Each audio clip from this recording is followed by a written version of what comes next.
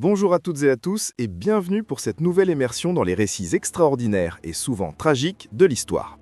Aujourd'hui, nous allons lever l'ancre vers une destination légendaire. Un lieu qui, plus que tout autre, symbolise la démesure, la fortune insolente et la chute spectaculaire. Oubliez les châteaux européens ou les métropoles asiatiques. Notre voyage nous emmène au cœur des Caraïbes, sur les rives de la Jamaïque, pour découvrir l'histoire stupéfiante de Port-Royal. Une ville si riche, si débauchée, qu'on l'a surnommée sans détour la Sodome des tropiques. Un sanctuaire pour les pirates les plus redoutables, un centre névralgique du commerce illicite, où l'or coulait à flot et où la fête ne connaissait pas de fin. Pourtant, le 7 juin 1692, en l'espace de quelques minutes terrifiantes, cette cité florissante fut engloutie par la mer, victime d'un cataclysme d'une ampleur biblique. Préparez-vous à plonger dans l'ascension fulgurante et la chute brutale de Port-Royal, une histoire qui nous rappelle la fragilité de la grandeur humaine face aux forces implacables de la nature. Pour véritablement saisir l'importance et l'aura sulfureuse de Port-Royal, il nous faut remonter le temps jusqu'au milieu du XVIIe siècle. L'année 1655 marque un tournant majeur dans l'histoire des Caraïbes. Jusqu'alors sous domination espagnole, l'île de la Jamaïque est prise d'assaut par les Anglais. Conscients du potentiel stratégique de cette île, idéalement située au carrefour des routes commerciales du Nouveau Monde, les nouveaux maîtres des lieux décident d'établir une petite colonie sur une langue de terre étroite, formant un port naturel quasi parfait. Ce lieu, c'est Port-Royal. Grâce à sa position géographique exceptionnelle, offrant un mouillage profond et protégé, la ville se développe à une vitesse vertigineuse. Elle attire rapidement une foule hétéroclite. Marchands opportunistes, aventuriers en quête de fortune, et bien sûr, la crème de la crème des pirates, des flibustiers et des corsaires. Ces derniers sont d'ailleurs encouragés dans un premier temps par la couronne anglaise. Pourquoi ? Pour servir de rempart vivant contre les visées espagnoles sur la Jamaïque. Les pirates, bien que hors la loi, étaient des alliés précieux, dont la brutalité et l'efficacité servaient les intérêts impériaux anglais dans la région. C'est ainsi que Port-Royal devient le repère incontesté des boucaniers. Des figures légendaires comme le redoutable Henry Morgan, un Gallois qui passera de flibustier à chevalier et même gouverneur par intérim de la Jamaïque, y établissent leur quartier général. La ville est un creuset de culture, de nationalité et de profession.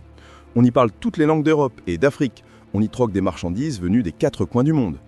Les rues sont encombrées de tavernes bruyantes, de maisons closes, de marchés regorgeant de trésors volés et d'épices exotiques. La population cosmopolite et déchaînée vit au rythme frénétique des arrivées de navires chargés de butin et des départs pour de nouvelles aventures. Port-Royal n'est pas seulement un port de pirates, c'est une ville en pleine effervescence économique. L'argent, l'or, les pierres précieuses, l'argent de rançon et le fouillis des pillages transitent par ses quais. On y frappe des monnaies, on y construit des navires, on y vend et achète des esclaves. Elle devient rapidement l'une des villes les plus riches du Nouveau Monde, rivalisant en splendeur et en démesure avec les capitales européennes de l'époque. On disait que la richesse y était si concentrée qu'elle dépassait celle de Londres ou de Boston. Mais cette prospérité insolente a un revers sombre.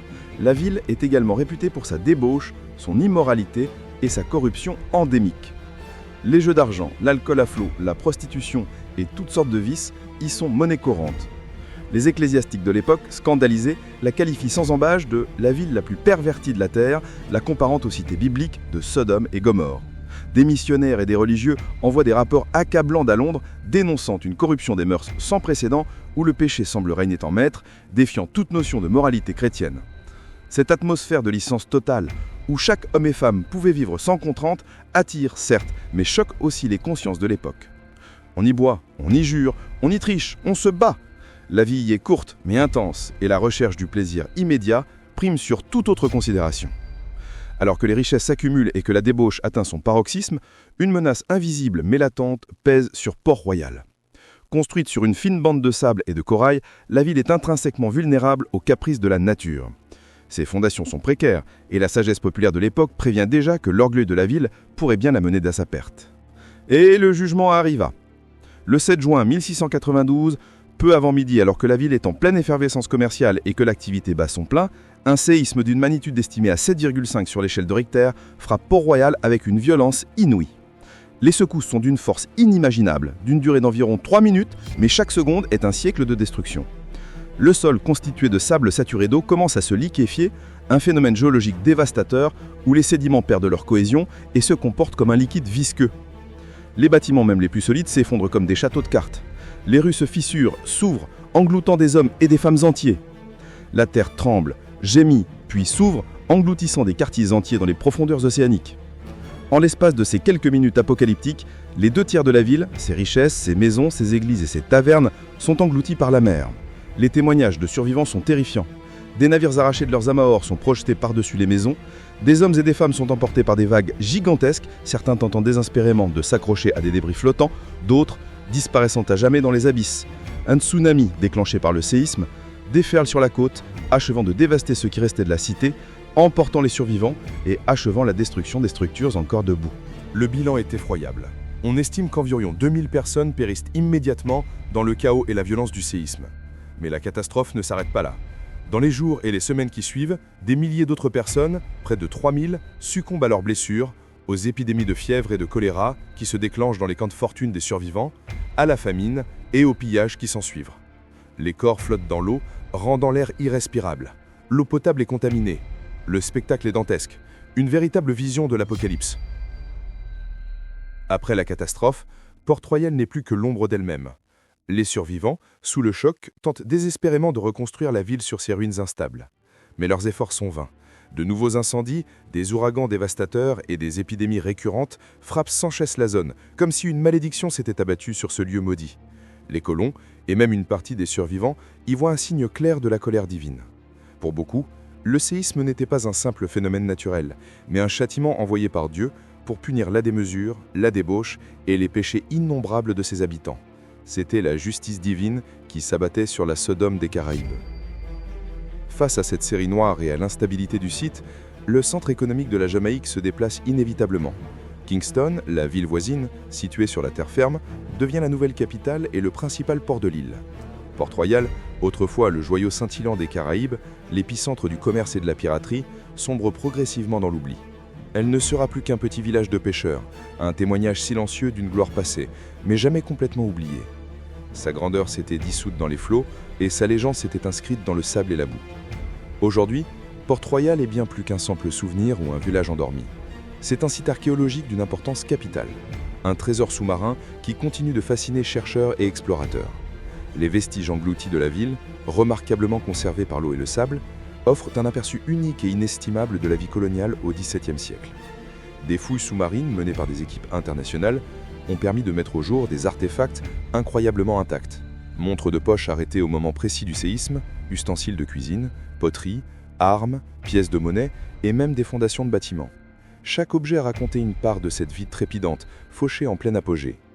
Ces découvertes ne sont pas seulement des curiosités archéologiques, elles témoignent de la richesse, de la diversité culturelle et de la complexité de cette ville avant sa destruction. Elles nous permettent de reconstruire, pièce par pièce, le puzzle de Port-Royal, de comprendre comment vivaient, travaillaient et s'amusaient ses habitants. En 2015, l'UNESCO a reconnu la valeur universelle exceptionnelle de l'ensemble archéologique de Port-Royal en l'inscrivant sur sa liste du patrimoine mondial. Cette reconnaissance internationale souligne l'importance de préserver ce site unique, une capsule temporelle sous-marine qui continue de livrer ses secrets, captivant les historiens, les archéologues et tous les passionnés d'histoire du monde entier.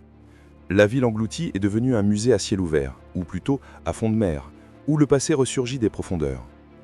L'histoire de Port-Royal est celle d'une ascension fulgurante, alimentée par l'or et le péché, suivie d'une chute d'une brutalité inimaginable. Elle incarne de manière dramatique les excès et les contradictions de l'époque coloniale dans les Caraïbes.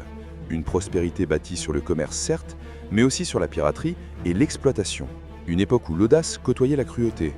Mais elle est aussi le rappel poignant de la vulnérabilité de toute civilisation, de toute grandeur humaine, face aux forces titanesques et imprévisibles du monde qui nous entoure. Les ruines submergées de Port-Royal ne sont pas seulement un mémorial à une ville perdue, elles sont une parabole sur la fragilité de nos constructions et l'humilité que nous devrions conserver face à la puissance du monde qui nous entoure. C'est une histoire qui continue de résonner, car elle parle de la nature humaine, de ses ambitions démesurées, de ses vices, mais aussi de sa résilience face à la destruction.